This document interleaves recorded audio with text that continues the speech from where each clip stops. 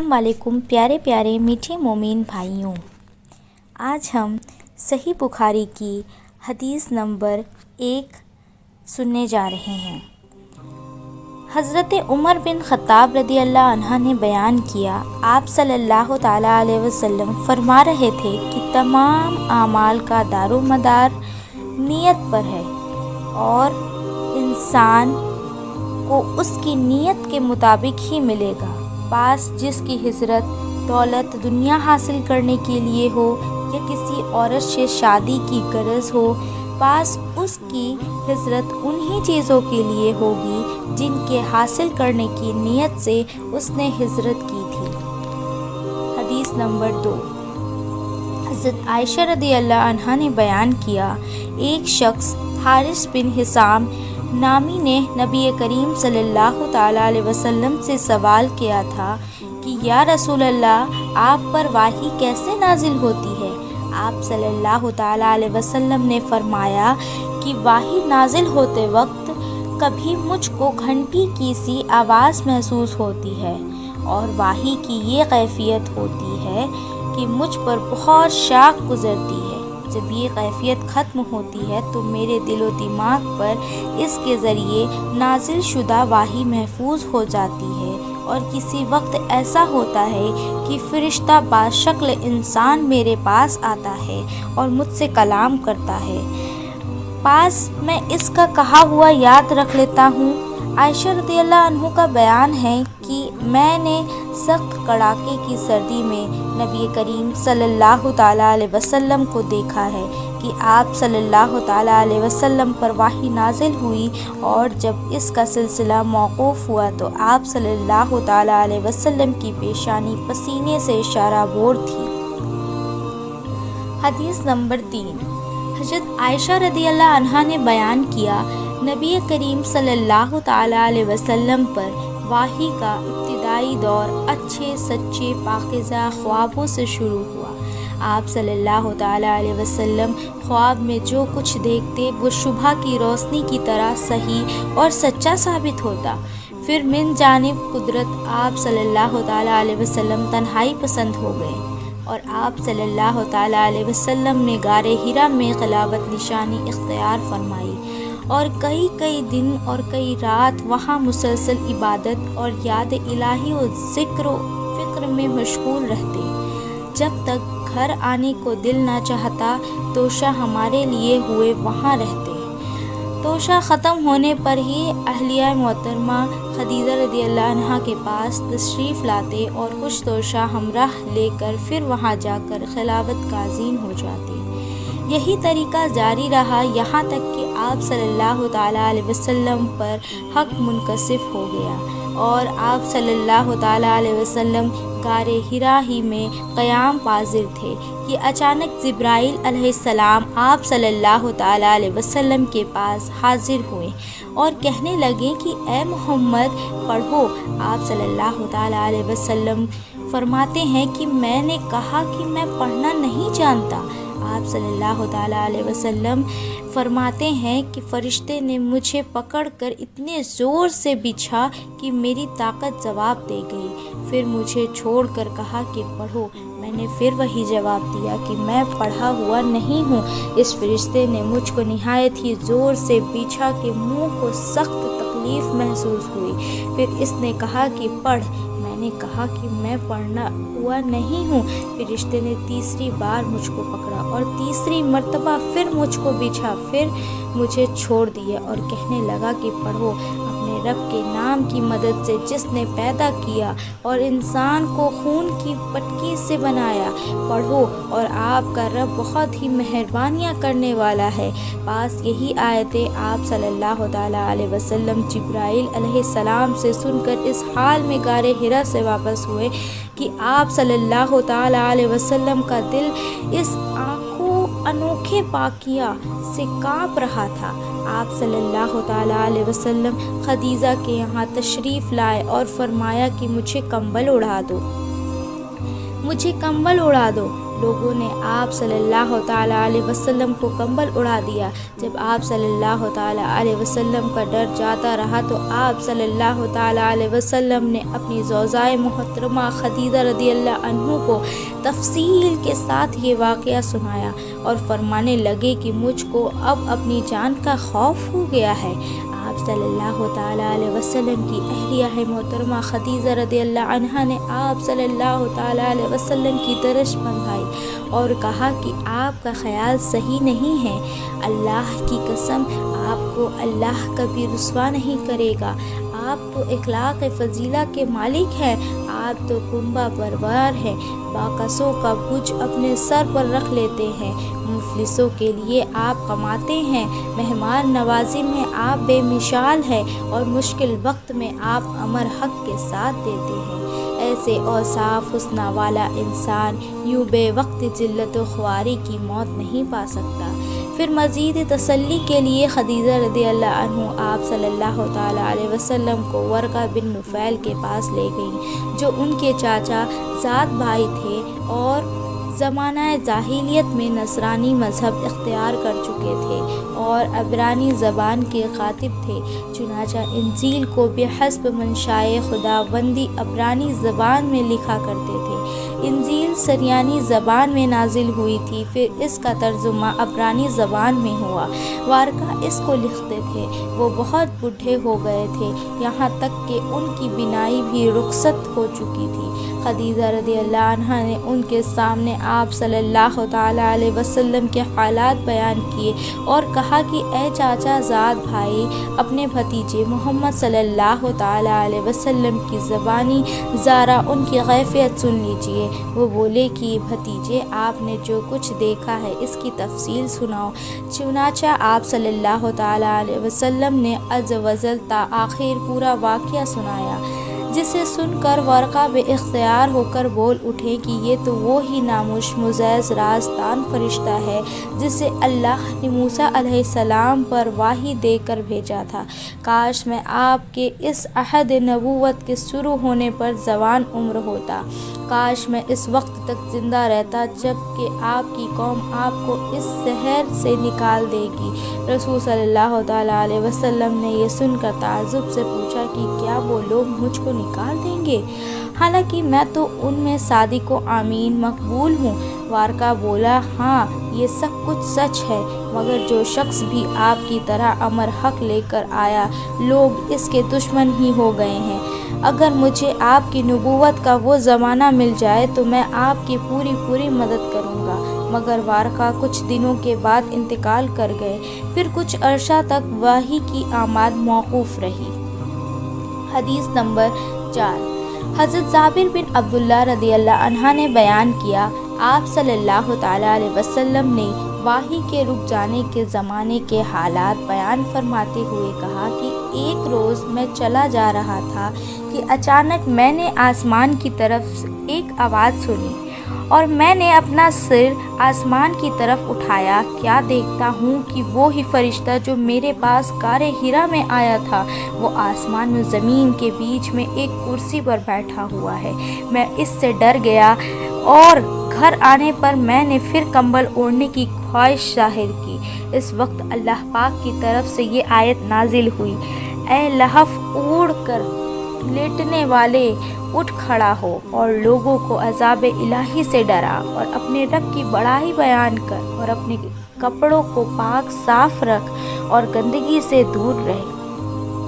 اس کے بعد وحی تیزی کے ساتھ پہ در پہ آنے لگی۔ اس حدیث کو یحییٰ بن باخر کے علاوہ لاعث بن سعد سے عبداللہ بن یوسف اور ابو صالح نے بھی روایت کیا ہے، اور عاقل کے علاوہ زہری سے حلال بن رواد نے بھی روایت کیا ہے۔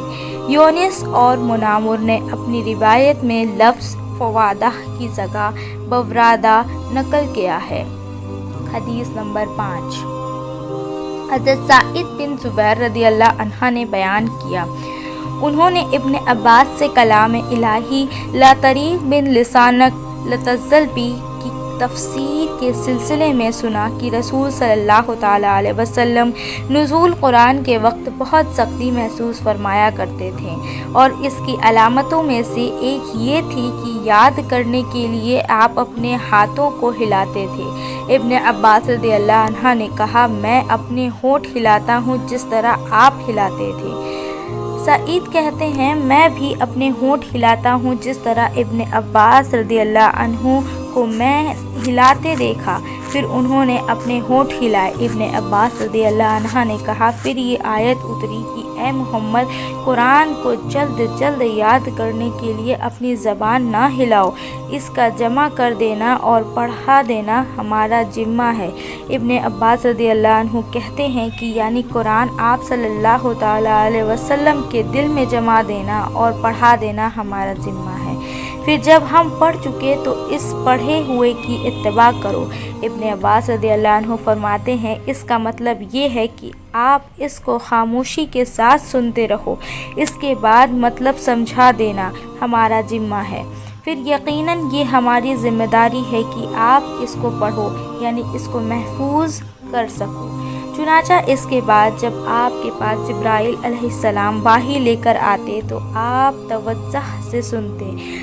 جب وہ چلے جاتے تو رسول صلی اللہ تعالیٰ علیہ وسلم اس وحی کو اس طرح پڑھتے جس طرح جبرائیل علیہ السلام نے اسے پڑھا تھا۔ حدیث نمبر 6۔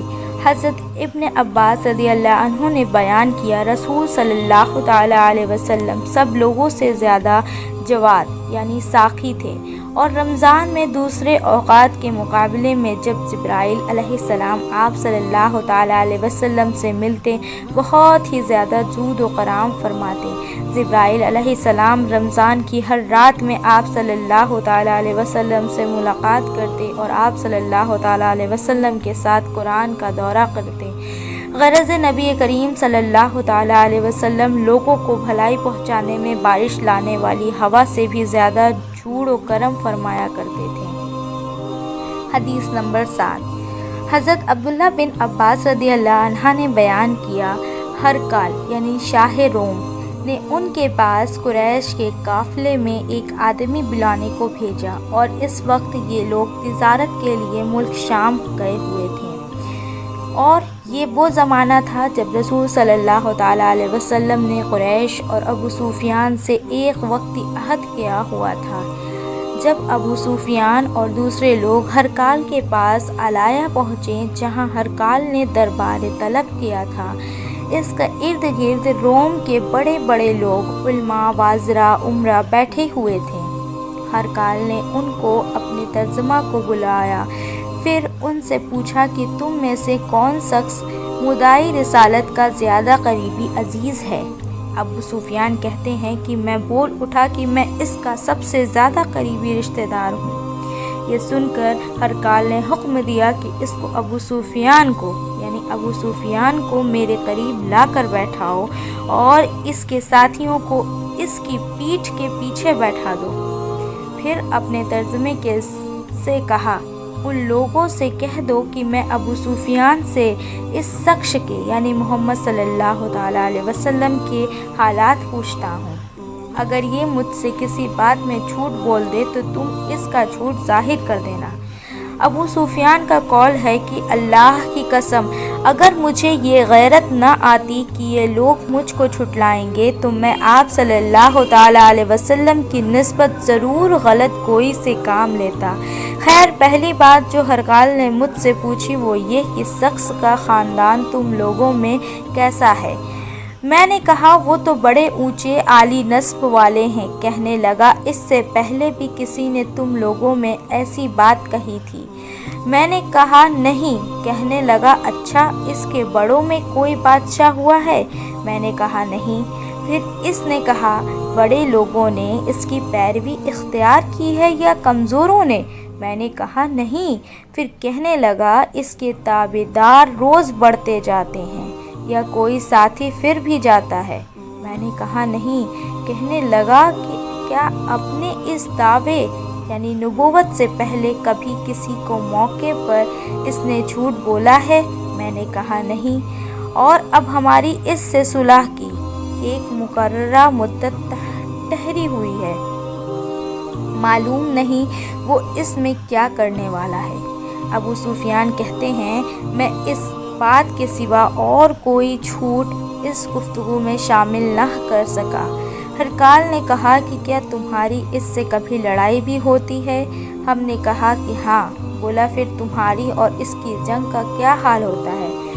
मैंने कहा, लड़ाई डोल की तरह है, कभी वो हमसे मैदान जंग जीत लेते हैं और कभी हम उनसे जीत लेते हैं।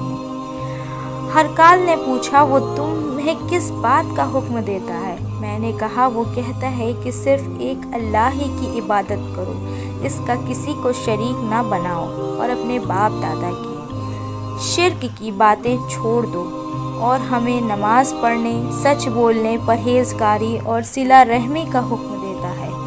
ये सब सुनकर फिर हरकाल ने अपने तर्जुमन से कहा कि अबू सुफियान से कह दें कि मैं तुमसे इसका नस्ब पूछा तो तुमने कहा कि वो हम में आली नस्ब है और पैगंबर अपनी कौम में आली नस्ब ही भेजे जाया करते हैं। मैं तुमसे पूछा कि दावे नबूवत की ये बात तुम्हारे अंदर इससे पहले किसी और ने भी कही थी? तो तुमने जवाब दिया कि नहीं। तब मैंने अपने दिल में कहा कि अगर ये बात इससे पहले किसी ने कही होती तो मैं समझता कि इस शख्स ने भी इसी बात की तकलीफ की है जो पहले कही जा चुकी है। मैंने तुमसे पूछा कि इसके बड़ों में कोई बादशाह भी गुजरा है? तुमने कहा नहीं। तो मैंने दिल में कहा कि उनके बुजुर्गों में से कोई बादशाह हुआ होगा तो कह दूँगा कि वो शख्स इस बहाना अपने आबाओ अजदाद की बादशाहत और उनका मुल्क दोबारा हासिल करना चाहता है। और मैंने तुमसे पूछा कि इस बात की कहने यानी पैगंबरी का दावा करने से पहले तुमने कभी इसको दरोख कोई इल्ज़ाम लगाया है? तुमने कहा नहीं। तो मैं समझा लिया कि जो शख्स आदमियों के साथ दरोगा गोई से बचे वो अल्लाह के बारे में कैसे झूठी बात कह सकता है। और मैंने तुमसे पूछा कि बड़े लोग इसके पैरों होते हैं या कमज़ोर आदमी? तुमने कहा कमज़ोरों ने इसके इत्तिबा की है। तो दरअसल यही लोग पैगंबरों के मुतब्बियान होते हैं। और मैं तुमसे पूछा कि इसके साथी बढ़ रहे हैं या कम हो रहे हैं? तुमने कहा कि वो बढ़ रहे हैं और ईमान की कैफियत यही होती है हत्ता कि वो कामिल हो जाता है। और मैं तुमसे पूछा आया कि कोई शख्स इसके दीन से नाखुश कर मुराद भी हो जाता है? तुमने कहा नहीं। तो ईमान की खासियत भी यही है, जिनके दिलों में इसकी मुशर्रत रच बस गई वो इससे लौट नहीं करते। और मैंने तुमसे पूछा कि आया वो कभी अहद सिकनी करते हैं? तुमने कहा नहीं। पैगंबरों का यही हाल होता है, वो अहद की खिलाफी वर्जी नहीं करते। और मैंने तुमसे कहा कि वो तुमसे किस चीज़ के लिए कहते हैं? तुमने कहा कि वो हमें हुक्म देते हैं कि अल्लाह की इबादत करो, इसके साथ किसी को शरीक न ठहराओ और तुम्हें बुतों की परस्तिश से रोकते हैं, सच बोलने और परहेजगारी का हुक्म देते हैं। लिहाजा अगर ये बातें जो तुम कह रहे हो सच है तो अनकरीब वो इस जगह का मालिक हो जाएगा कि जहाँ मेरे यहाँ 2 पाँव हैं। मुझे मालूम था कि वो पैगंबर आने वाला है, मगर मुझे ये मालूम नहीं था कि वो तुम्हारे अंदर होगा। अगर मैं जानता कि इस तक पहुँच सकूँगा तो इससे मिलने के लिए हर तकलीफ़ गवारा करता। अगर मैं इसके पास होता तो इसके पाँव धोता। हरकाल ने रसूल सल्लल्लाहु ताला अलैहि वसल्लम वो ख़त मंगाया जो आपने दहाया कल्बी रदियल्लाहु अन्हा के ज़रिए हाकिम बसरा के पास भेजा था और इसने वो हरकाल के पास भेज दिया था। फिर इसको पढ़ा तो इसमें लिखा था, अल्लाह के नाम के साथ जो निहायत मेहरबान और रहम वाला है। अल्लाह के बंदे और इसके पैगंबर मोहम्मद सल्लल्लाहु ताला अलैहि वसल्लम की तरफ से ये ख़त है। शाह रोम के लिए इस शख्स पर सलाम हो जो हिदायत की पैरवी करे।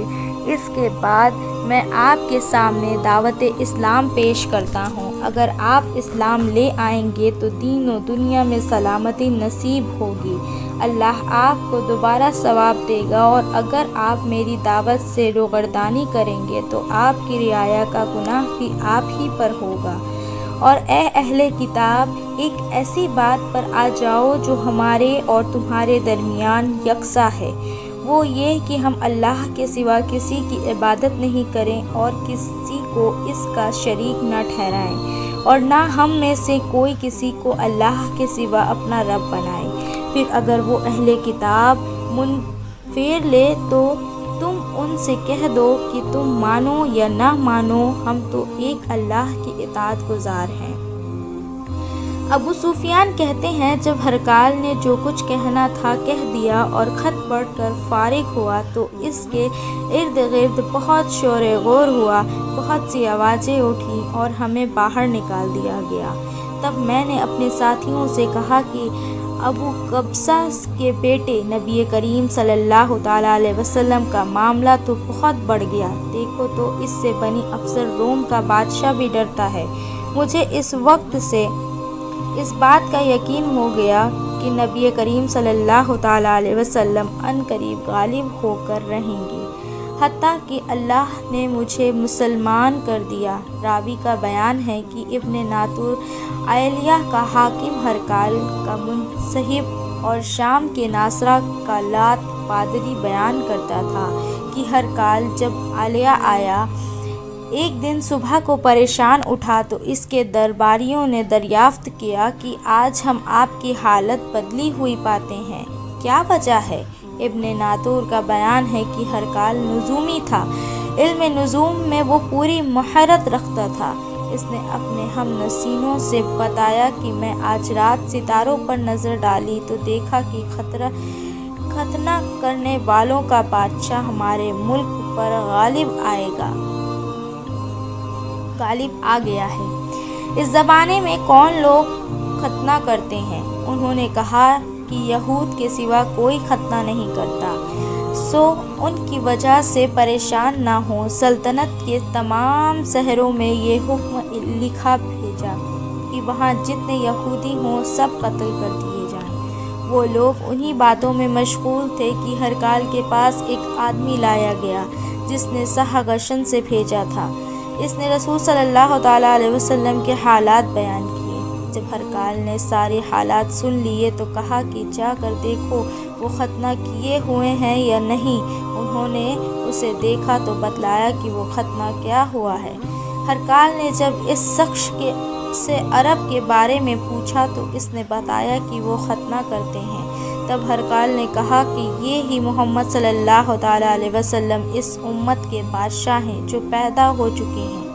پھر اس نے اپنے ایک دوست کو رومیہ خط لکھا اور وہ بھی علم نجوم میں ہرقال کی طرح ماہر تھا۔ پھر وہاں سے ہرقال حماس چلا گیا، ابھی حماس سے نکلا نہیں تھا کہ اس کے دوست کا خط اس کے جواب میں آ گیا۔ اس کی رائے بھی نبی کریم صلی اللہ تعالیٰ علیہ وسلم کے ظہور کے بارے میں ہرقال کے موافق تھی کہ محمد صلی اللہ تعالیٰ علیہ وسلم واقعی پیغمبر ہیں۔ اس کے بعد ہرقال نے روم کے بڑے آدمیوں کو اپنے حماس کے محل میں طلب کیا اور اس کے حکم سے محل کے دروازے بند کر لیے گئے۔ پھر وہ اپنے خاص محل سے باہر آیا اور کہا کہ اے روم والوں، کیا ہدایت اور کامیابی میں کچھ حصہ تمہارے لیے بھی ہے؟ اگر تم اپنی سلطنت کی بقا چاہتے ہو تو پھر اس نبی کی بیعت کر لو اور مسلمان ہو جاؤ۔ یہ سننا تھا کہ پھر وہ لوگ وحشی گڑھوں کی طرح دروازوں کی طرف دوڑے مگر انہیں بند پایا۔ آخر جب ہرقال نے اس بات سے ان کی یہ نفرت دیکھی اور ان کے ایمان لانے سے مایوس ہو گیا تو کہنے لگا کہ ان لوگوں کو میرے پاس لاؤ۔ جب وہ دوبارہ آئے تو اس نے کہا میں نے جو بات کہی تھی اس سے تمہاری دین پختگی کی آزمائش مقصود تھی، سو وہ میں نے دیکھ لی۔ تب یہ بات سن کر وہ سب کے سب اس کے سامنے سجدے میں گر پڑے اور اس سے خوش ہو گئے۔ بالآخر ہرقال کی آخری حالت یہی رہی۔ ابو عبداللہ کہتے ہیں کہ اس حدیث کو صالح بن کیسان، یونس اور معمر نے بھی زہری سے روایت کیا ہے۔ دوستوں، آج ہمارا جو یہ حدیث نمبر 1 سے 7 کتاب الوحی یہیں ختم ہوتا ہے۔ اب ملتے ہیں اگلے حدیث کے ساتھ۔ السلام علیکم۔